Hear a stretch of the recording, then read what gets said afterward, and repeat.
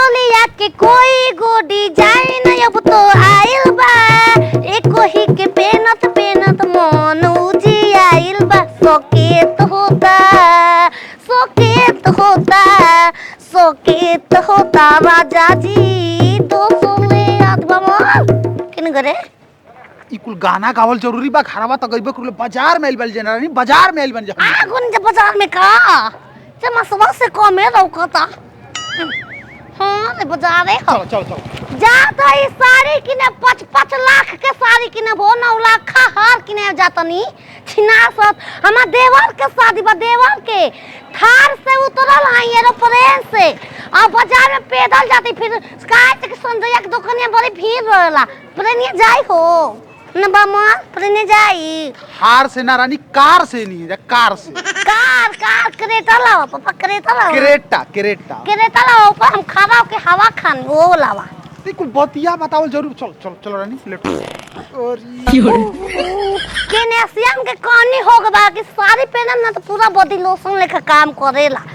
एगो साड़ी हमार पसंद से कि नाची पूरा भर दिन खुश भर केने सियाम के कैलेशियम तो वेदर तो कॉल बा कि इनकरा के खुश रखबो त हम साड़ी न खुश रहब चल चलो चलो लेट होता चलो चल चलो ला जाऊ तारा के काछा किन दे बामल फतल का बोला अरे तो इको कोहल जरूरी बा हम जानत नहीं हमरा के कच्छा एगो गंजी चाहिए चलो गंजी बतिया रो हेलो चलो बामल हां चलो आवो जल्दी फॉलो मी छिनार लरत का बालू हल्का आई हो माय छोड़ दे का हो राजा उ संगवा हमार ए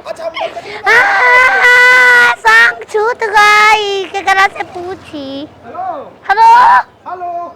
हेने बानी हेने कहां बढ़िया लागत हो ए मिश्रा जी को फोन आइल हमरा ब्लॉक पर जात पड़ी चलो बुकोल पर हां तो दुकानिया में पहुंचा के हम चल जाई हां चल जे बामल हेरा गरा ए बहिनी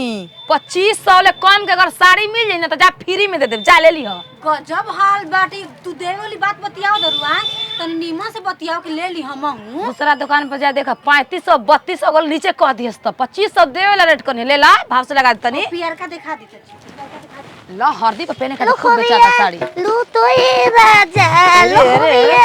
लू तो ए राजा मुहा पुदारी के चदरिया बखरिया लू तो ए राजा रानी तेज ना होना चाहिए वाला दुकान लालझारी जी हां हमरा रानी के खूब बढ़िया साड़ी दिखा दी ठीक ना आपके मेहरानू है का अरे हां जी मुखिया ही नहीं जी हां हां तबे तो देख के सुनी ना रानी तू ई देखइहन आ बढ़िया पसंद कर ना आ 2 मिनट में हम ब्लॉक पर ले आवतनी एगो मीटिंग बा बस 2 मिनट कितना तक के 3 से 9 मारे ने खाना जात बा मल जाई बतुआ एकदम पहले बता अरे रुका मुखिया जी के पहले इज्जत कल जरूरी बा कनी है ना हां जवन लिहन हां साड़ी कपड़ा ब्लाउज कितना महंगा चली ना अरे के तोर पैसा से मतलब अरे मुखिया जी रहुआ बातें ही निराली रहेला 2 मिनट में आवतनी ठीक ठीक मुखिया जी जाई मैं हम कह दो तो पसंद कर में पहले ही से कनी 2000 रुपया देम ले ली हम के दो 3000 के हम दे 3000 के ठीक बोलेली मुखिया जी कहले बने कि जवन हमार मुखिया ने पसंद कर उ साड़ी लालझारी तू दे दिह हाय साड़ी दिखा दे साड़ी दिखाई ई कितना 3500 हल्दी मैच का लगन में चला 5000 के हमके दे दो हम बामम पैसा खूब कमानो ए मुखिया जी ले ली ये दामे के दाम दे दी ना 3500 रुपया दे दी ले ली साड़ी दिखाई हमरा के दिखाई साड़ी औरी साड़ी की कमी नहीं के हो हाई देखो साड़ी हमरा दुकान लेखा ना पूरा बाजार पता कर ल हाई देखो कतही ना मिली ऐसन साड़ी हाई देखो साड़ी लेके गई रही हमरा माई के खूब पसंद आई रहे मम्मी के रखता ए मुखिया जी रउआ में सस्ता वाला साड़ी ठीक ना चुप लगी छत रे तू कदम रखती या आई हो ना राम में जाई तो कसम पहन के जाई महंगा पहन के जाई ओ तने हाई साड़ी कहीं हटे 3500 3500 हां कलर अलग बा 1000 के दे दी 500 घटा दी रहे 5 में पूरा हम के किन दो हम माय बहिन या सब बियाह में मुखिया जी रउआ पसंद का के धरवा देम कहीं मुखिया जी हम तो खिसियाए मत लागब हमरा से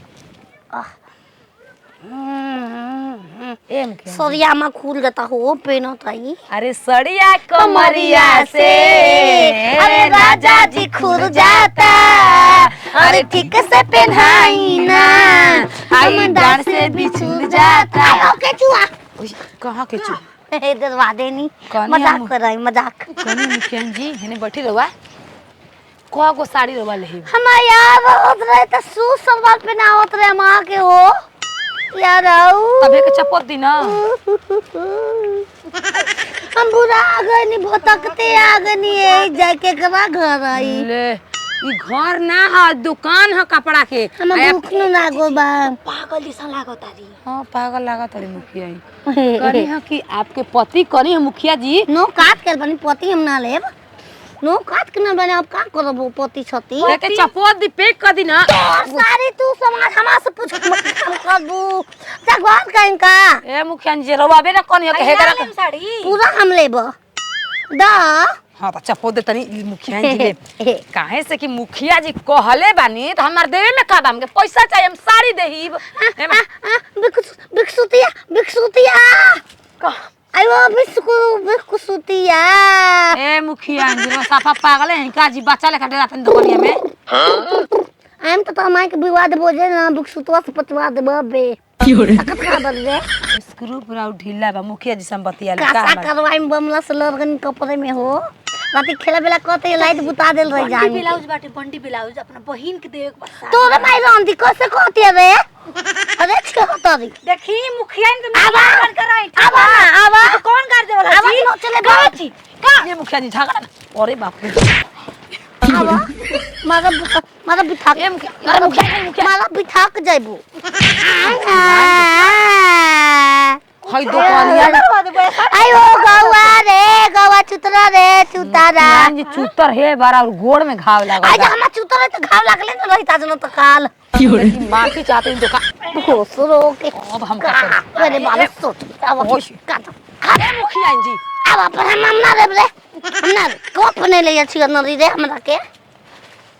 हाई सब चपोत दिरवा लेब ना उना लेब त हम ही जान पई चिपोता अरे भोसड़ी भाग भाग बोले मुखिया के देले त हम तोरा के भाग तू ना रहे ना झगड़ा होई जा। मेरे मुन्ना भूल न जाना तुम दूध का फर्ज निभाना मेरे मुन्ना और हमारा मिल करा गता ये ले आज के बाद जीवन में थूका तनी तो करो दुकान पर कैसे थूक देलु हो काहे की दुकान पर नहीं है दुकान पर कैसे थूकल हो अपना नारी पे हाथ जो हम नहीं की गलती कर रे आयो बाबू सब खेल के शुरुआत रहुए कहनी है अंत हम कर दम त हम ये जानी अंत रास्ते जानी लास्ते जानी हां की फुटबॉल मैं खेल जाने नहीं हम ए मुखिया है हमरा के चोली घुघुर वाला दे दो राती में उहे पेनी ना खाली बर जोन भैंसिया पेन से घंटिया ना उहे चोली में लगा लेब आ रात में एक करवटिया करवट फेरम ना त टन हम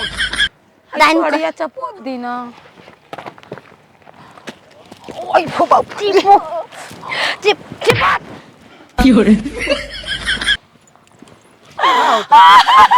सारी चिप का हम कहब माल हम कहब